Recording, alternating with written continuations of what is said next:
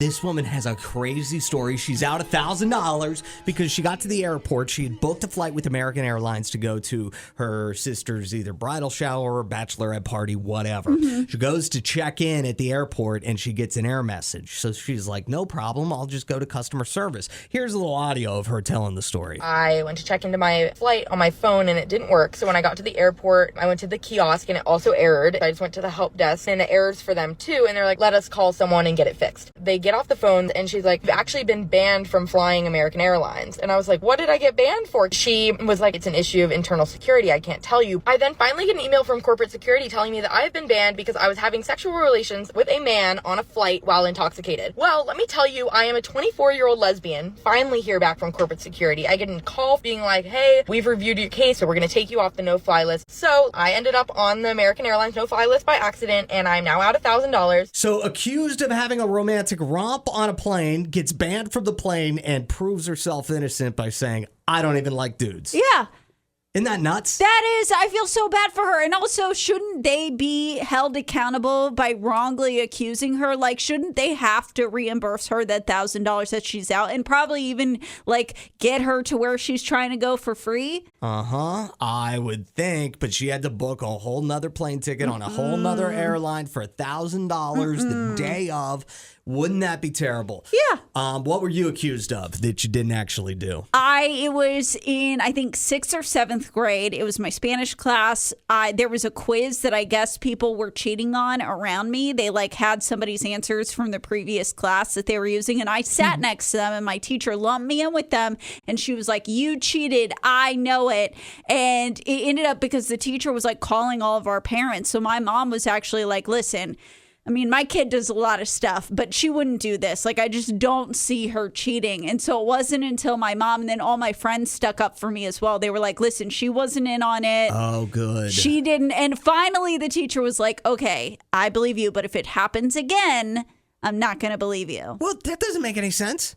Like, why would she not believe you the second time? Like, if you're sitting in the same group of kids, right, and they do it again. Cheaters. Exactly. It's like, I'm not going to do That's this. wild. The only time I ever cheated was one time in AP statistics off of Kelsey Spinato. So, like, that's it. Yeah, that should have been your defense. My only person that I will not cheat off of anybody other than Kelsey Spinato. That hadn't happened yet, okay? I hadn't reached that level of desperation yet, Adam. Oh, that's funny. What'd you get accused of? Our dude Jesse's waiting on hold to tell us about what he was accused of that landed him in court. Oof. You will hear about that in just a second. It's Y101, Adam and Allison. We're talking about what you were falsely accused of. And if you have a story to text or call us about, the number's 601-995-1017. But a woman was banned from flying on American Airlines because she was accused of joining the Mile High Club on her last flight with a dude. And she's like, that's funny because I don't even like dudes. Couldn't have been me. So they did an investigation and they figured out, they were wrong. And they rescinded her American Airlines ban. I feel like they owe her that $1,000 that she's now out, though. Right, because she had to rebook on another airline to make it to her sister's bachelorette party. 601-995-1017. Hey, Mariah, what were you falsely accused of? Oh, my goodness. So I was accused of stealing keys from my kid's father. Like, what? And let me guess, he lost the keys. He lost his keys. He always misplaced things and just look at the first person and see who has them and just blame them. How did you prove yourself innocent? Oh, my goodness. So, honestly, I was hoping I could come on the show and prove myself innocent. I'm still trying. So how are you going to prove yourself innocent on the show? Well, I do know that they're on their way to school this morning, dropping off kids and headed to work. So I'm hoping that they're listening to the radio right now. All right, call him out. Say, whatever his name is, I did not steal your keys. Oh, my goodness. You hear my voice. You know who I am. Your keys was found. You found them. You know what? Actually, the best idea that I went with was just replacing them. Like, oh, my goodness. If you believe it's me, I can just replace them for you. It's like $50 a remote replacement. It's nothing. Mariah, thank you for the call. We appreciate you. I hate that she had to concede and she wasn't really ever able to prove her innocence. She was like, fine, I'll get you new keys, even though I know you lost them. I'm just imagining a very embarrassed father in the car rider line right now hearing that. Jesse, good morning and welcome to the show. When did you get falsely accused? Restraining a handicapped elementary student and taking him to jail when I was stationed at the high school, and I didn't even work at that school, first of all, but I got personally sued.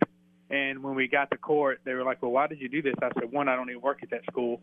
And then they were like, you don't work there? I was like, no. I was like, I work at the high school. And I was like, that was the security guard that did that. But they accused me of it. And I let them. I knew what it was right off the bat, but I was just going to let them make a fool of themselves. So I let it go all the way to court. Do you look like the guy who actually did it, or? No. He's 6'5", 300 pounds. So no. Wow. I'm 5'7", 190, 200 pounds at that point. Did you feel so vindicated when you were able to go to court and be like, I don't even work there? Yeah.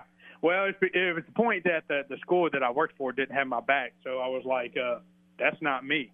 You know, they hung me out to dry. They were like, because once they heard the word was strength, they were like, why would you do that for? And I was like, first of all, I have the sense to not do that. But thanks for thinking I didn't have the sense. Thank you, Jesse. Our tax dollars hard at work there. Yeah, but imagine how, like, if I could be vindicated in a court of law, I have to imagine that's the best way to feel vindicated. Is there a sweeter time to give vindication? I mean, I don't know. I've never gotten the satisfaction, but it seems like it would feel so good. What would be more satisfying to you, speaking of courts of law? Getting vindicated in a legit court of law? Yeah. Or getting vindicated on a show like Judge Judy?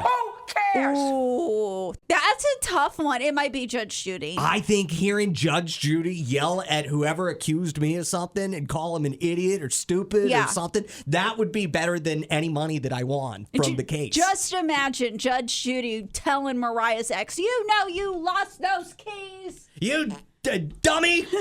You're a dummy. That's what she would say. That's awesome.